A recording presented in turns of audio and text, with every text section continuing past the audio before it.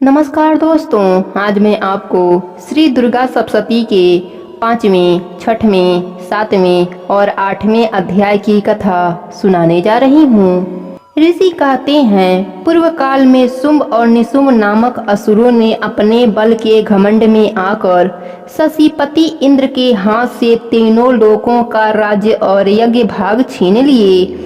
वे ही दोनों सूर्य, चंद्रमा, कुबेर, यम और वरुण के अधिकार का भी उपयोग करने लगे। वायु और अग्नि का कार्य भी वे ही करने लगे। उन दोनों ने सब देवताओं को अपमानित, राज्य भ्रष्ट, पराजित तथा अधिकारहीन करके स्वर्ग से निकाल दिया। उन दोनों महान असुरों से तिरस्कृत देवताओं ने अपराजिता देवी का स्मरण किया और सोचा, जगदम्बा ने हम लोगों को वर दिया था कि आपातकालीन में स्मरण करने पर मैं तुम्हारी सब आपत्तियों का तत्काल नाश कर दूंगी। यह विचार कर देवता गिरिराज हिमालय पर गए और वहां भगवती विष्णु माया की स्तुति करने लगे। देवता बोले, देवी को नमस्कार है, महादेवी शिवा को सर्वदा नमस्कार है, प्रकृति एवं भद्रा को प्रणाम है। हम लोग विनय पूर्वक जगदम्बा को नमस्कार करते हैं। रौद्रा को नमस्कार है। नित्या, गौरी एवं धात्री को बारंबार नमस्कार है। ज्योतिमयी, चंद्ररूपणी एवं सुख स्वरूपा देवी को सतत प्रणाम है। शरणागतों का कल्याण करने वाली वृद्धि एवं सिद्धि रूपा देवी को हम बारंबार नमस्कार करते हैं। राक्षसों की लक्ष्मी, राजाओं की लक्ष्मी तथा शिव पत्नी स्वरूपा आप जगदम्बा को बार बार नमस्कार है। दुर्गा, दुर्गपारा, दुर्गम संकट से पार उतारने वाली, सारा, सबकी सारभूता, सर्वकारिणी, ख्याति, कृष्णा और ध्रुमा देवी को सर्वदा नमस्कार है। अत्यंत सौम्य तथा अत्यंत रौद्र रूपा देवी को हम नमस्कार करते हैं। उन्हें हमारा बारंबार प्रणाम है। जगत की आधारभूता कृता देवी को बारंबार नमस्कार है। जो देवी सब प्राणियों में विष्णु माया के नाम से कही जाती हैं, उनको नमस्कार, उनको नमस्कार, उनको बारंबार नमस्कार है। जो देवी सब प्राणियों में चेतना कहलाती हैं, उनको नमस्कार, उनको नमस्कार, उनको बारंबार नमस्कार है। जो देवी सब प्राणियों में बुद्धि रूप से स्थित हैं, उनको नमस्कार, उनको नमस्कार, उनको बारंबार नमस्कार है। जो देवी सब प्राणियों में निद्रा रूप से स्थित हैं, उनको नमस्कार, उनको नमस्कार, उनको बारंबार नमस्कार है। जो देवी सब प्राणियों में क्षुधा रूप से स्थित हैं, उनको नमस्कार, उनको नमस्कार, उनको बारंबार नमस्कार है। जो देवी सब प्राणियों में छाया रूप से स्थित हैं, उनको नमस्कार, उनको नमस्कार, उनको बारंबार नमस्कार है।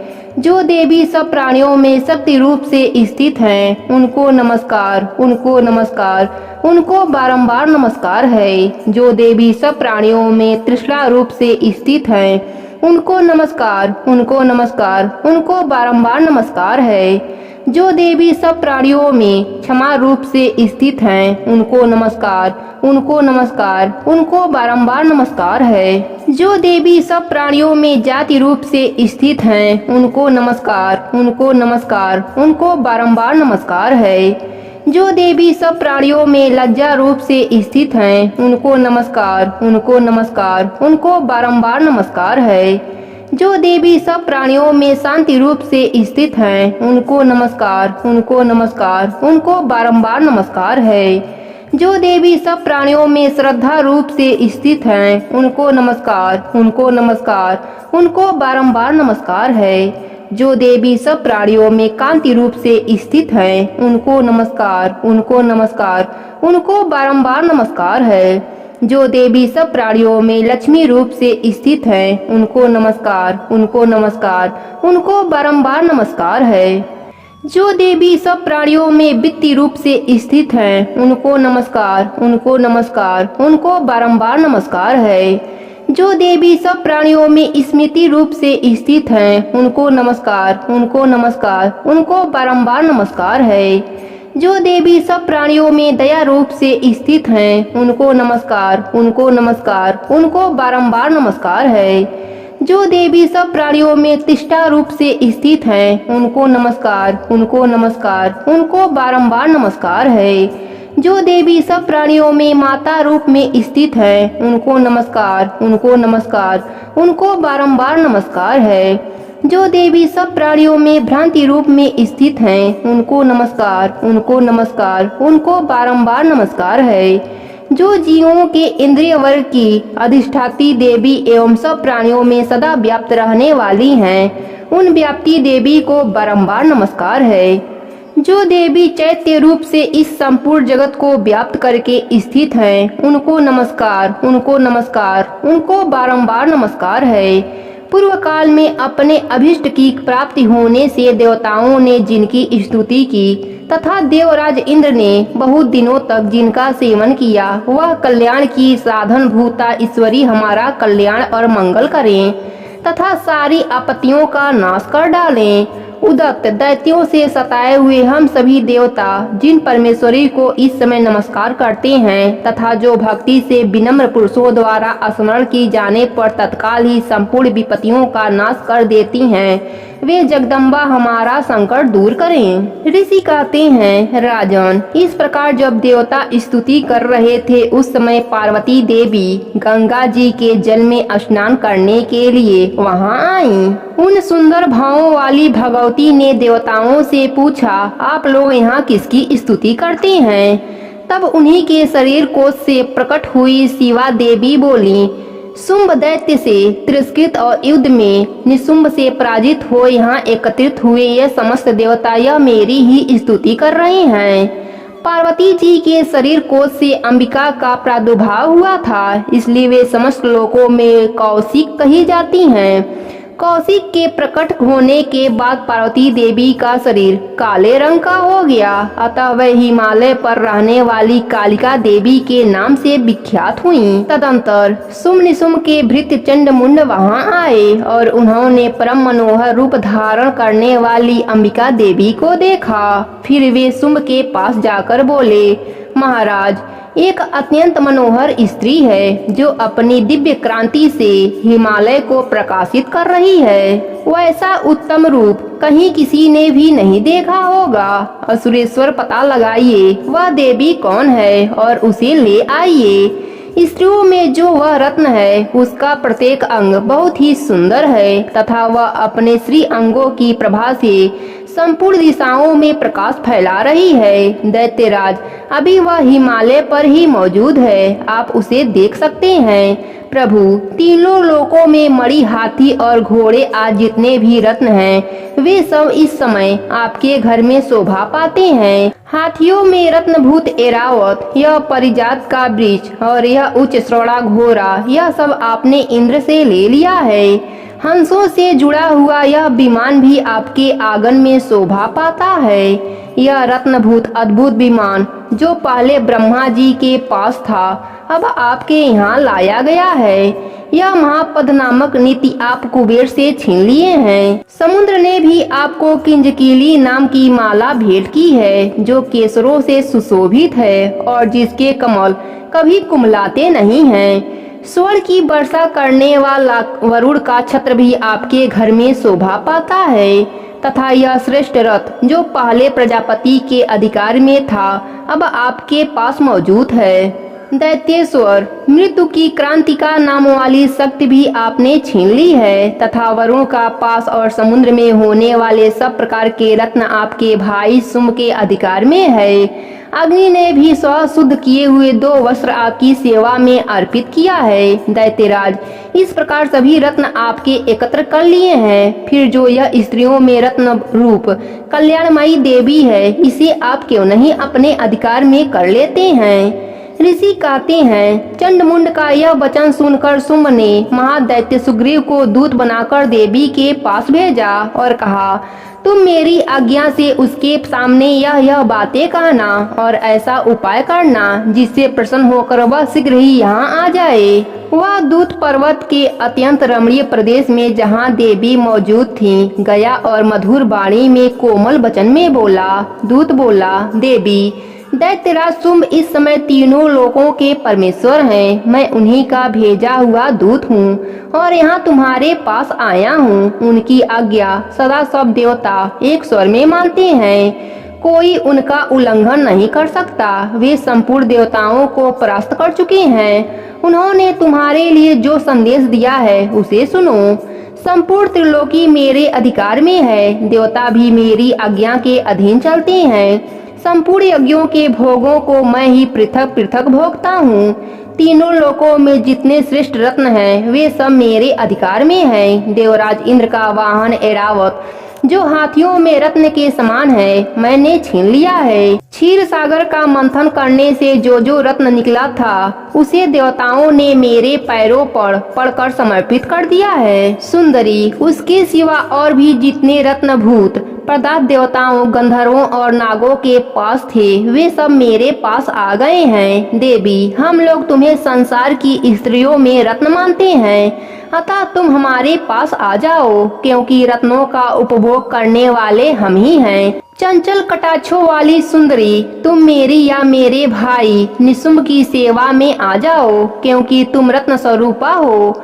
मेरा वरण करने से तुम्हें तुलना रहित महान ऐश्वर्य की प्राप्ति होगी। अपनी बुद्धि से यह विचार कर तुम मेरी पत्नी बन जाओ। ऋषि कहते हैं, दूत के यो कहने पर कल्याणमयी भगवती दुर्गा देवी जो इस जगत को धारण करती हैं, मन ही मन गंभीर भाव से मुस्कुराई और इस प्रकार बोली।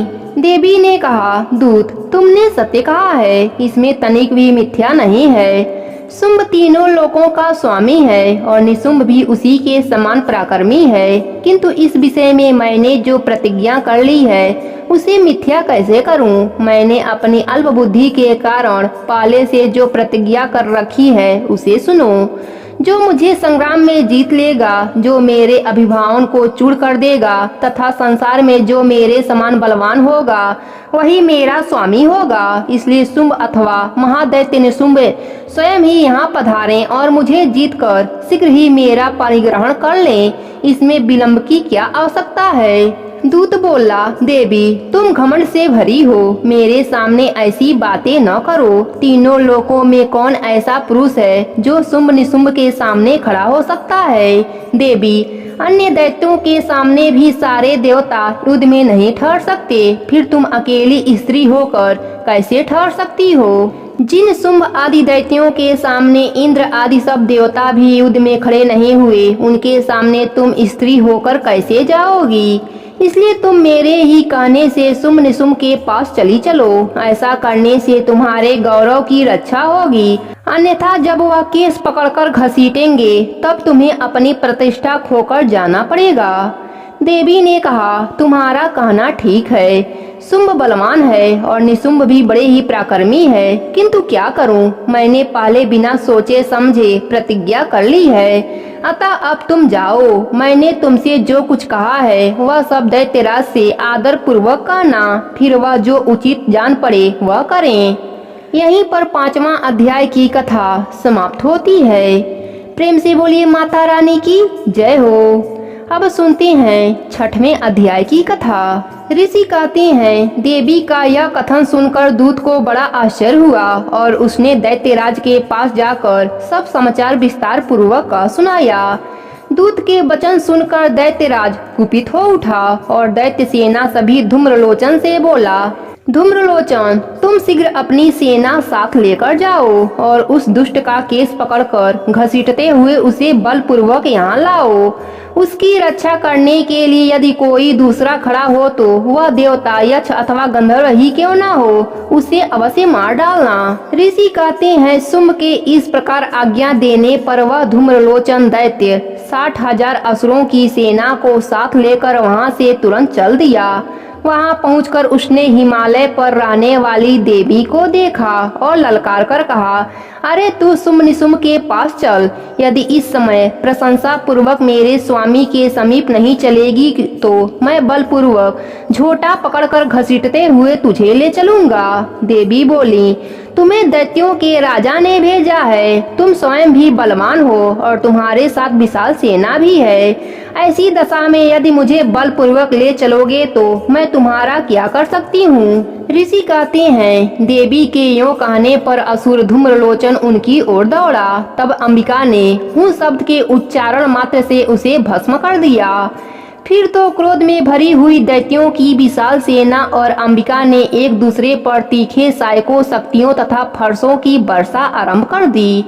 इतने में ही देवी का वाहन सिंह क्रोध में भरकर भयंकर गर्जना करके गर्दन के बालों को हिलाता हुआ असुरों की सेना में कूद पड़ा। उसने कुछ दैत्यों को पंजों से मारकर, कितनों को अपने जबड़ों से और कितने ही महादैत्यों को पटक कर ओड़ की डाढ़ों से घायल करके मार डाला। उस सिंह ने अपने नखों से कितनों के पेट फाड़ डाले और थप्पड़ मारकर कितनों के सिंहधड़ से अलग कर दिया। कितनों की भुजाएं और मस्तक काट डाले तथा अपनी गर्दन के बाल हिलाते हुए उसने दूसरे दैत्यों के पेट फाड़कर उनका रक्त चूस लिया। अत्यंत क्रोध में भरे हुए देवी के वाहन उस महाबली सिंह ने क्षण भर में ही असुरों की सारी सेना का संहार कर डाला। शुंभ ने जब सुना कि देवी ने धूम्रलोचन असुर को मार डाला तथा उसके सिंह ने सारी सेना का सफाया कर डाला, तब उस दैत्यराज को बड़ा क्रोध हुआ। उसका ओठ कांपने लगा। उसने चंड और मुंड नामक दो महादैत्यों को आज्ञा दी, हे चंड, हे मुंड, तुम लोग बहुत बड़ी सेना लेकर वहां जाओ। उस देवी के झोटे पकड़कर अथवा उसे बांधकर शीघ्र यहाँ लाओ। यदि इस प्रकार उसको लाने में संदेह हो तो युद्ध में सब प्रकार के अस्त्र शस्त्रों तथा समस्त आसुरी सेना का प्रयोग करके उसकी हत्या कर डालना। उस दुष्ट की हत्या होने तथा सिंह के मारे जाने पर उस अंबिका को बांधकर साथ ले शीघ्र ही लौट आना। यहीं पर 6वां अध्याय समाप्त होता है। प्रेम से बोलिए माता रानी की जय हो। अब सुनते हैं 7वें अध्याय की कथा। ऋषि कहते हैं, तदंतर शुंभ की आज्ञा पाकर वे चंड मुंड आदि दैत्य चतुरंगी सेना के साथ अस्त्र शस्त्रों से सुसज्जित हो चल दिए। फिर गिरिराज हिमालय के सुवर्णमय ऊंचे शिखर पर पहुंचकर उन्होंने सिंह पर बैठी देवी को देखा। वह मंद मंद मुस्कुरा रही थीं। उन्हें देखकर दैत्य लोग तत्परता से पकड़ने का उद्योग करने लगे। किसी ने धनुष तान लिया, किसी ने तलवार संभाली और कुछ लोग देवी के पास आकर खड़े हो गए। तब अंबिका ने उन शत्रुओं के प्रति बड़ा क्रोध किया। उस समय क्रोध के कारण उनका मुख काला पड़ गया, ललाट में भावें टेढ़ी हो गईं और वहां से तुरंत विकराल मुखी काली प्रकट हुई, जो तलवार और पास लिए हुई थीं। वे विचित्र खड़ंग धारण किए और चीते के चमड़ी की साड़ी पहने नरमुंडों की माला से विभूषित थीं। उनके शरीर का मांस सूख गया था, केवल हड्डियों का ढांचा था जिससे वे अत्यंत भयंकर जान पड़ती थीं। उनका मुख बहुत विशाल था, जीभ लपलपाने के कारण वह और भी डरावनी प्रतीत होती थीं। उनकी आंखें भीतर को धसी हुई और कुछ लाल थीं। वे अपनी भयंकर गर्जना से संपूर्ण दिशाओं को गुजार रही थीं। बड़े बड़े दैत्यों का वध करती हुई वह महाकाली देवी बड़े वेग से दैत्यों की उस सेना पर टूट पड़ी और उन सबको क्षण भर में नष्ट कर दिया। इसी प्रकार घोड़े, रथ और सारथी के साथ रथी सैनिकों को मुंह में डालकर वे बड़े भयानक रूप से चबा डालती थीं। किसी के बाल पकड़ लेती, किसी का गला दबा देती, किसी को पैर से कुचल देती और किसी को छाती से धक्के मारकर गिरा डालती। वे असुरों के छोड़े हुए बड़े बड़े अस्त्र शस्त्र मुंह में पकड़ लेती और रोष में भरकर उनको दांतों से पीस डालती। काली ने बलवान एवं दुरात्मा दैत्यों की वह सारी सेना रौट डाली, खा डाली और कितनों को मार भगाया। कोई तलवार के घाट उतारे गए, कोई खड़ंग से पीटे गए और कितने ही असुर दांतों के अग्रभाग से कुचले जाने के कारण मृत्यु को प्राप्त हुए। इस प्रकार देवी ने असुरों की उन सारी सेना को क्षण भर में मार गिराया। यह देख चंड उन अत्यंत भयानक महाकाली देवी की ओर दौड़ा तथा महादैत्य मुंड ने भी अत्यंत भयंकर बाणों की वर्षा से तथा हजारों बार चलाए हुए चक्रों से उन भयानक नेत्रों वाली देवी को अवांछित कर दिया। वे अनेकों चक्र देवी के मुख में समाते हुए ऐसे जान पड़े मानो सूर्य के बहुतेरे मंडल बादलों के उदर में प्रवेश कर रहे हों। तब भयानक गर्जना करने वाली काली ने अत्यंत रोष में भरकर विकट अट्टहास किया। उस समय उनके विकराल बदन के भीतर कठिनता से देखे जा सकने वाले दांतों की प्रभा से वे अत्यंत उज्जवल दिखाई देती थीं। देवी ने बहुत बड़ी तलवार हाथ में ले हंग का उच्चारण करके चंड पर धावा किया और उसके केस पकड़कर उसी तलवार से उसका मस्तक काट डाला। चंड को मारा गया देखकर मुंड भी देवता की ओर दौड़ा। तब देवी ने रोष में भरकर उसे भी तलवार से घायल करके धरती पर सुला दिया।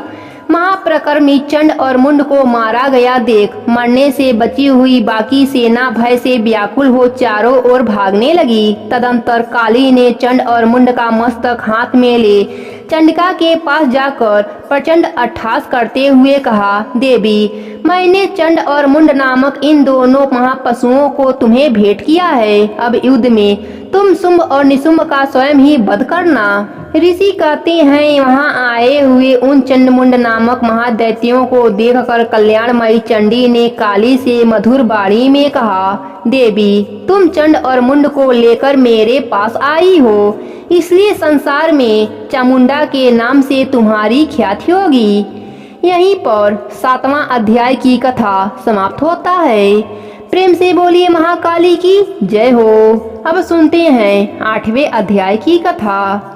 ऋषि कहते हैं, चंड और मुंड नामक दैत्यों के मारे जाने तथा बहुत सी सेना का संहार हो जाने पर दैत्यों के राजा प्रतापी शुंभ के मन में बड़ा क्रोध हुआ और उसने दैत्यों की संपूर्ण सेना को युद्ध के लिए कूच करने की आज्ञा दी। वह बोला, आज उदयुद्ध नाम के 86 दैत्य सेनापति अपनी सेनाओं के साथ युद्ध के लिए प्रस्थान करें।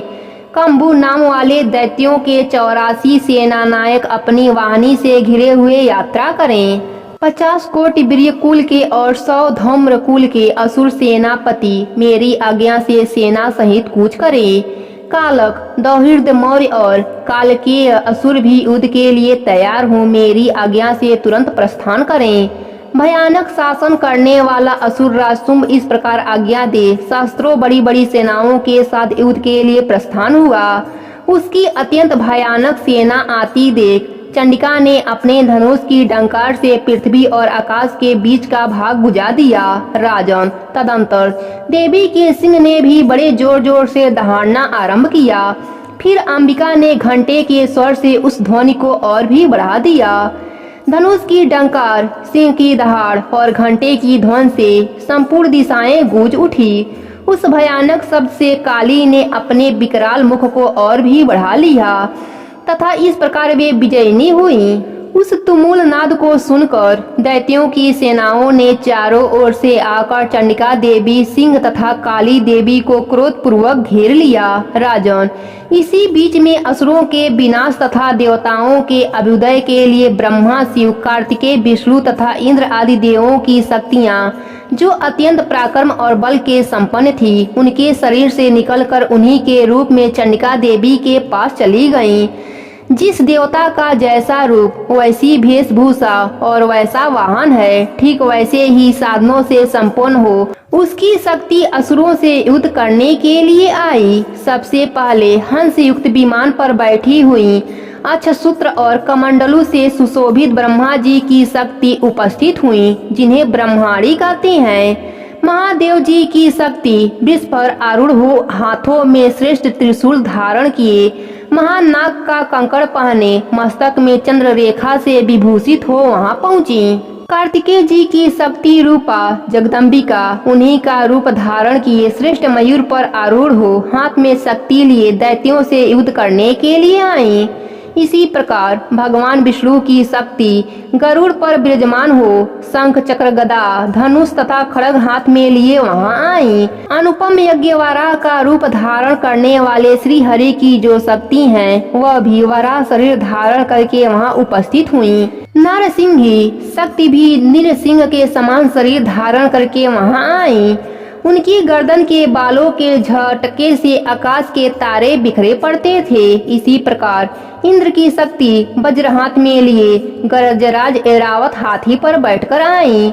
उनके भी सहस्त्र नेत्र थे। इंद्र का जैसा रूप था वैसा ही उनका भी था। तदंतर उन देव शक्तियों से घिरे हुए महादेव जी ने चंडिका से कहा, मेरी प्रशंसा के लिए तुम शीघ्र ही इस असुरों का संहार करो। तब देवी के शरीर से अत्यंत भयानक और परम उग्र चंडिका का शक्ति प्रकट हुई, जो सैकड़ों गिद्धड़ों की भांति आवाज करने वाली थी। उस अपराजिता देवी ने धूमिल जटा वाले महादेव जी से कहा, भगवंत, आप शुंभ निशुंभ के पास दूत बनकर जाइए और उन अत्यंत गविदे दानव शुंभ एवं निशुंभ दोनों से कहिए, साथ ही उनके अतिरिक्त जो भी दानव युद्ध के लिए वहां उपस्थित हो उनको भी यह संदेश दीजिए, दैत्यों, यदि तुम जीवित रहना चाहते हो तो पाताल को लौट जाओ। इंद्र को त्रिलोकी का राज्य मिल जाए और देवता यज्ञ भाग का उपयोग करें। यदि बल के घमंड में आकर तुम युद्ध की अभिलाषा रखते हो तो जाओ, मेरी शिवाएं योगिनाएं तुम्हारे कच्चे मांस को से तृप्त होंगी। चूंकि इस देवी ने भगवान शिव को दूत के कार्य में नियुक्त किया था, इसलिए वह शिवदूती के नाम से संसार में विख्यात हुई। वह महादैत्य भी भगवान शिव के मुख से देवी के वचन सुनकर क्रोध में भर गए और जहाँ कात्यायनी विराजमान थीं, उस ओर बढ़े। तदंतर वे दैत्य अमरस में भरकर पहले ही देवी के ऊपर बाण, शक्ति और सृष्टि आदि शस्त्रों की वृष्टि करने लगे। तब देवी ने भी खेल खेल में ही धनुष की डंकार की और उससे छोड़े हुए बड़े बड़े बाणों द्वारा दैत्यों के चलाए हुए बाण, शूल, शक्ति और फरसों को काट दिया। फिर काली उनके आगे होकर शत्रुओं को शूल के प्रहार से विदर्भ करने लगी और खड़वांग से उनका कचुम्मर निकालती हुई रणभूमि में विचरने लगी। ब्राह्मणी भी जिन जिन ओर दौड़ती, उसी ओर अपने कमंडलू जल छिड़क कर शत्रुओं के ओर और पराक्रम को नष्ट कर देती। महेश्वरी ने त्रिशूल से तथा वैष्णी ने चक्र से और अत्यंत क्रोध में भरी हुई कुमार कार्तिकेय की शक्ति ने शक्ति से दैत्यों का संहार आरंभ किया। इंद्र शक्ति के वज्र प्रहार से विदर्भ हो सैकड़ों दैत्य दानव रक्त की धार बहाते हुए पृथ्वी पर सो गए। वाराही शक्ति ने कितनों की अपनी थुथुन की मार से नष्ट किया। डाढ़ों के अग्रभाग से कितनों की छाती छेद डाली तथा कितने ही दैत्य उनके चक्र की चोट से विदर्भ होकर गिर पड़े। नरसिंही भी दूसरे महादैत्यों को अपने नखों से विदर्भ करके खाती और सिंहनाद से दिशाओं एवं आकाश को गुजाती हुई युद्ध क्षेत्र में विचरने लगी। कितने ही असुर शिवदूती के प्रचंड अट्ठासा से अत्यंत भयभीत हो पृथ्वी पर गिर पड़े और गिरने पर उन्हें शिवदूती ने उस समय अपना ग्रास बना लिया। इस प्रकार क्रोध में भरे हुए मातुगणों को नाना प्रकार के उपायों से बड़े बड़े असुरों का मर्दन करते देख दैत्य सैनिक भाग खड़े हुए। मातृगणों से पीड़ित दैत्यों को युद्ध में भागते देख रक्तबीज नामक महादैत्य क्रोध में भरकर युद्ध करने के लिए आया। उसके शरीर से जब रक्त की बूंद पृथ्वी पर गिरती, तभी उसी समय समान शक्तिशाली दूसरा महादैत्य पृथ्वी पर पैदा हो जाता। महासुर रक्त बीज हाथ में गदा लेकर इंद्र शक्ति के साथ युद्ध करने लगा। तब इंद्री ने अपने वज्र से रक्त बीज को मारा। वज्र से घायल होने पर उसके शरीर से बहुत सा रक्त चूने लगा और उससे उसी के समान रूप तथा पराक्रम वाले योद्धा उत्पन्न होने लगे। उसके शरीर से रक्त की जितनी बूंदें गिरी, उतने ही पुरुष उत्पन्न हो गए। वे सब रक्त बीज के समान ही वीरवान, बलवान तथा पराक्रमी थे। वे रक्त से उत्पन्न होने वाले पुरुष भी अत्यंत भयंकर अस्त्र शस्त्रों का प्रहार करते हुए वहां मातुगणों के साथ घोर युद्ध करने लगे। पुनः वज्र के प्रहार से जब उसका मस्तक घायल हुआ, तब रक्त बहने लगे और उससे हजारों पुरुष उत्पन्न हो गए। वैष्णी ने युद्ध में रक्त बीज पर चक्र का प्रहार किया तथा इंद्री ने उस दैत्य सेनापति को गदा से चोट पहुंचाई। वैष्णी के चक्र से घायल होने पर उसके शरीर से जो रक्त बहा और उससे जो उसी के बराबर आकार वाले सहस्त्रों महादैत्य प्रकट हुए, उनके द्वारा संपूर्ण जगत व्याप्त हो गया। कौमारी ने शक्ति से, वाराही ने खड्ग से और महेश्वरी ने त्रिशूल से महादैत्य रक्त बीज को घायल किया। क्रोध में भरे हुए उस महादैत्य रक्त बीज ने भी गदा से सभी मातु शक्तियों पर पृथक पृथक प्रहार किया।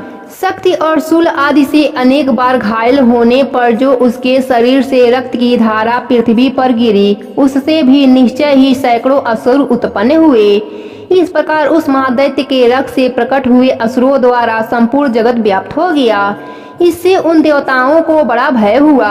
देवताओं को उदास देख चंडिका ने काली से शीघ्रता पूर्वक कहा, चंडिके, तुम अपना मुख और भी फैलाओ तथा मेरे शस्त्रपान से गिरने वाले रक्त बिंदु और उससे उत्पन्न होने वाले महादैत्यों को तुम अपने इस उतावले मुख में खा जाओ। इस प्रकार रक्त से उत्पन्न होने वाले महादैत्यों का भक्षण करती हुई तुम रण में विचरित रहो। ऐसा करने से उस दैत्यों का सारा रक्त क्षीण हो जाने पर वह स्वयं भी नष्ट हो जाएगा। उन भयंकर दैत्यों को जब तुम खा जाओगी तब दूसरे नए दैत्य उत्पन्न नहीं हो सकेंगे। काली से यो कहकर चंडिका देवी ने शूल से रक्त बीज को मारा और काली ने अपने मुख में उसका रक्त ले लिया। तब उसने वहां चंडिका पर गदा से प्रहार किया, किंतु उस गदापात से देवी को तनिक भी वेदना नहीं पहुंचाई। रक्त बीज के घायल शरीर से बहुत सा रक्त गिरा, किंतु ज्यों ही वह गिरा त्यों ही चंडिका उसे अपने मुख में ले लिया।